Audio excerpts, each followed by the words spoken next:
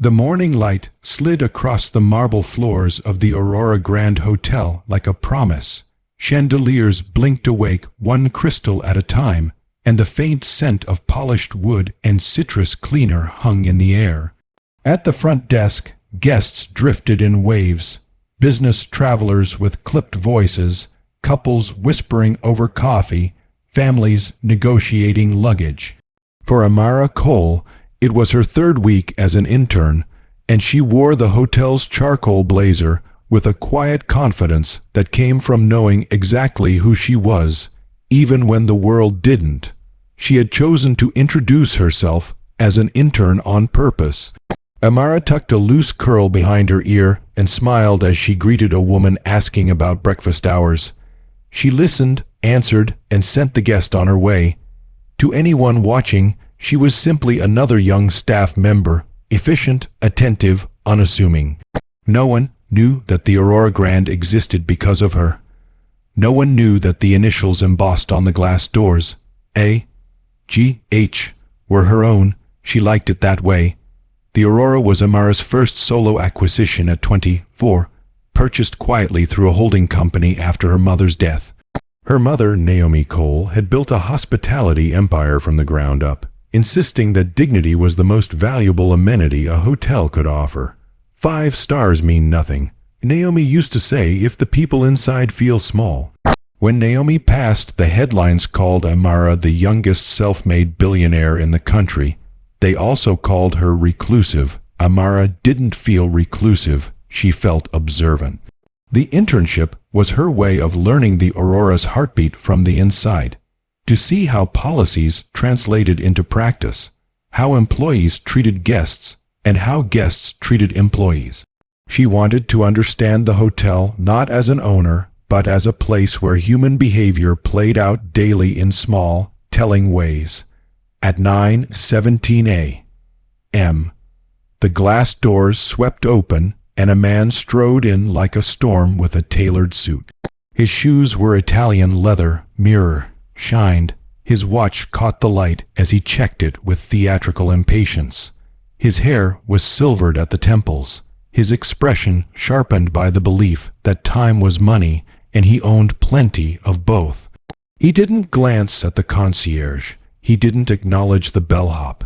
His eyes locked on the front desk as if it were a battleground. "I need my room key reissued," he said, slapping a card onto the counter. "And quickly, I have a meeting in 15 minutes. Amara stepped forward. "Of course, sir. May I have your name?" He looked at her, really looked this time, and something flickered across his face. Dismissal, perhaps, or annoyance that she was the one standing there. "Richard Hale," he said, "Suite 1901. Amara nodded and typed with calm efficiency. "I see the issue. The magnetic strip demagnetized. It'll just take a moment. Make it faster." Hale snapped. "I don't know why hotels hire interns to do work they can't handle." The words landed softly like dust settling. Amara kept her expression neutral. She reprogrammed the card, her fingers steady. "I apologize for the inconvenience," she said. "Here you are." Hale took the card but didn't leave. His eyes skimmed her name badge. "Amara," he read. "Intern." He smirked. "Figures." Something about his tone drew attention. A few guests slowed. The concierge glanced over. "You know." Hale continued, lowering his voice, but not enough. "Places like this used to have standards. Now they put anyone at the front desk. Diversity hires, I suppose." The air thickened. The word anyone hovered between them, heavy with implication. Amara met his gaze. "Sir, if there's anything else I can help you with." "There is."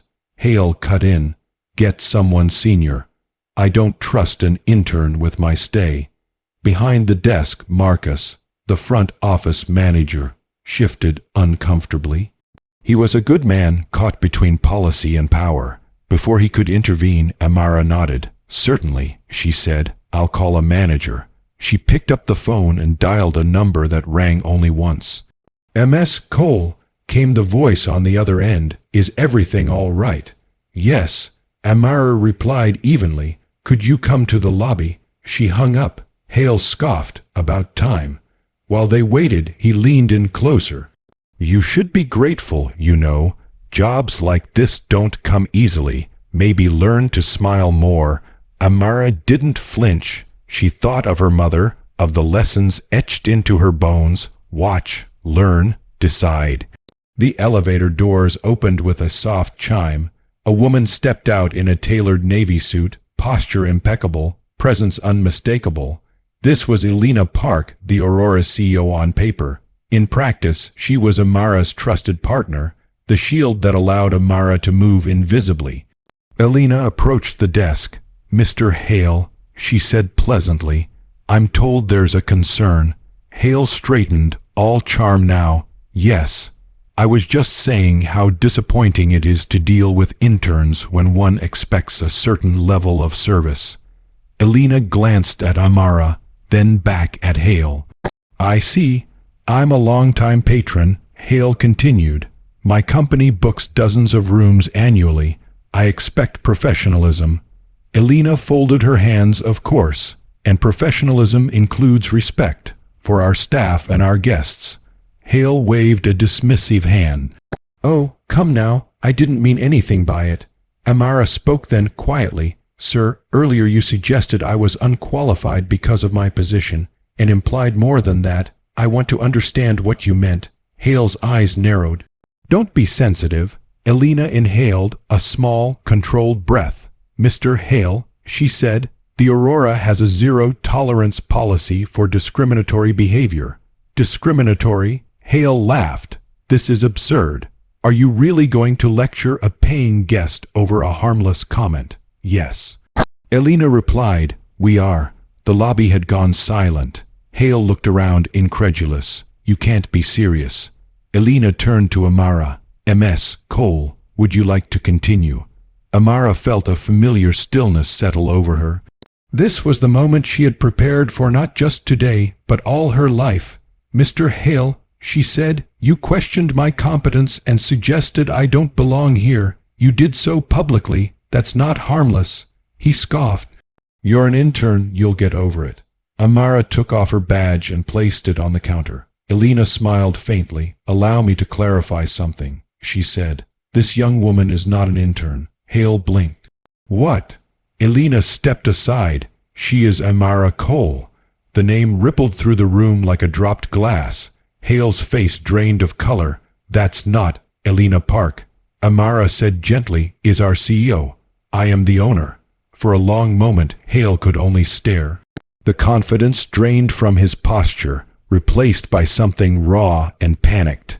This is a joke, he said weakly. Amara shook her head. I've been working here under an assumed role to understand our operations. Today, I learned something important. Hale swallowed. Ms. Cole, if there was any misunderstanding, there wasn't. Amara replied, You said what you meant. The weight of consequence settled in. Cameras blinked. Guests whispered. Amara continued, her voice steady.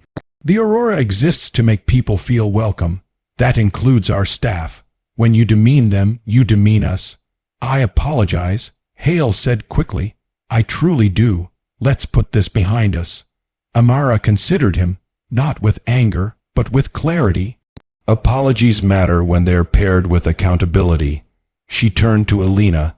Cancel Mr. Hale's stay. Refund the remainder. Add his company to our restricted list pending review. Hale sputtered. You can't do that. I can, Amara said, and I am. Security approached, respectful but firm. Hale's protests faded as he was escorted out, the doors closing behind him with a final hush. The lobby exhaled. Amara looked around at the staff, the concierge who had looked away, the bellhop who had stiffened, Marcus with relief in his eyes. I want to say something, Amara said. Elena nodded and stepped back. Amara faced the room. I came here to learn. I learned that policies are only as strong as the people who uphold them. No one here should feel small, ever. She met Marcus's gaze. If you see behavior like this again, you have my full support to act. He nodded. visibly moved. Amara picked up her badge and turned it over. The word intern caught the light. She smiled and handed it to Marcus. "Keep it," she said, as a reminder. Later, in her office overlooking the city, Amara sat alone with the quiet hum of success outside the glass. Elena joined her with 2 cups of tea. "You all right?" Elena asked. Amara nodded. "I think so. You handled that with grace." Amara smiled wryly. "Grace is easier when you know your worth." They sat in silence for a moment. "Will you keep the internship going?" Elena asked. "Yes," Amara said, "but maybe not under this disguise." Elena laughed softly. That evening, a memo went out across the Aurora network, a reaffirmation of values, a reminder that dignity was non-negotiable. It made headlines. Billionaire owner reveals herself after lobby incident. Commentators debated. Some praised, some scoffed. Amara didn't read the comments. The next morning, she returned to the lobby, not as an intern, but not as a distant executive either. She wore a simple dress, her name unadorned. Staff greeted her warmly. A young intern approached, eyes bright. "Ms. Cole," she said, "thank you for yesterday." Amara smiled. "What's your name?" "Lena." "Well, Lena," Amara said, "welcome to the Aurora." As the doors opened and the day began anew, the hotel shimmered, not with luxury alone, but with something rarer, respect restored,